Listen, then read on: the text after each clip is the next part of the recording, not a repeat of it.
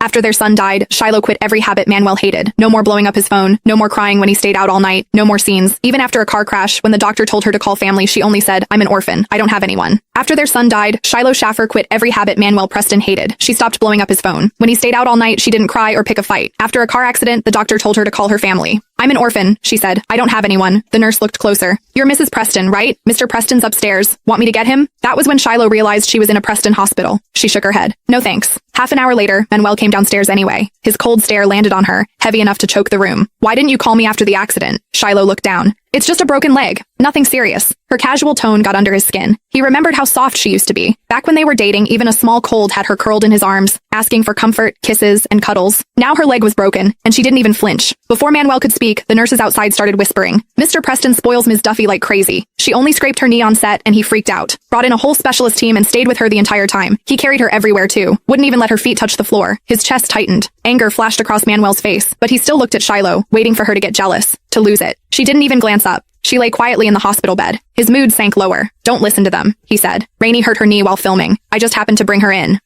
That was it. Manuel's temper snapped. "You don't believe me?" "I do." Shiloh answered every question, but there was no emotion in her voice. "Rainey's your adopted sister. You grew up together. Of course you care about her." Before, Manuel would shut her down with that cold look. "Rainey's my sister. I can't just ignore her. She's family. Can you stop making a scene?" Now Shiloh was doing exactly what he wanted. No tears, no fights. He should have been happy. Instead, his chest felt too heavy. "Something's wrong. None of this feels right." A nurse pushed open the door. "Mr. Preston, Ms. Duffy says her knee hurts. She wants you upstairs." Already on edge, Manuel snapped. "Then she should see a doctor. I'm not one. Why are you calling me?" The nurse rushed out. Manuel looked at Shiloh, guilt in his eyes. "Are you still mad about our son?" Rainey was wrong. I already chewed her out. He hesitated, then sat beside her bed. "We can have another baby." He took her hand. "I'll stay with you this week." Shiloh quietly pulled away. Manuel frowned, ready to snap, when something crashed outside the door. Rainey Duffy had fallen in the hallway, struggling with her crutches. Manuel rushed over and lifted her into his arms. "Why are you out here again? Didn't I tell you to stay in bed?" "I heard Shiloh got in a car accident." Rainey looked pathetic. "I came to check on her." Then she pressed closer to Manuel, like Shiloh scared her. Her voice shook as she looked at Shiloh. "Shiloh, please don't be mad at me. I never meant for Zach to die." Before, Shiloh would have broken down. She would have screamed through tears, demanding to know why Manuel kept protecting the woman who got their son killed. Now, she said nothing. She lay there with her eyes closed, like she was asleep. Her face was pale. She looked painfully thin. From the doorway, she seemed painfully fragile. A dull ache settled in Manuel's chest. "I'll take Rainey upstairs first," he said quietly. "I'll be right back." He carried Rainey away. Manuel never came back that night. Instead, Shiloh got a call from the aerospace agency. "Professor Schaffer, are you sure you want to join the space elevator project? It's classified. Once you're in, you'll be based there for decades. No outside contact. Not even with your husband." "I'm sure," Shiloh said calmly. "I already filed for divorce. In a week, once the waiting period is over, I'll get the signed decree. No more ties. A project cut off from the world is exactly what I need." The person on the line sounded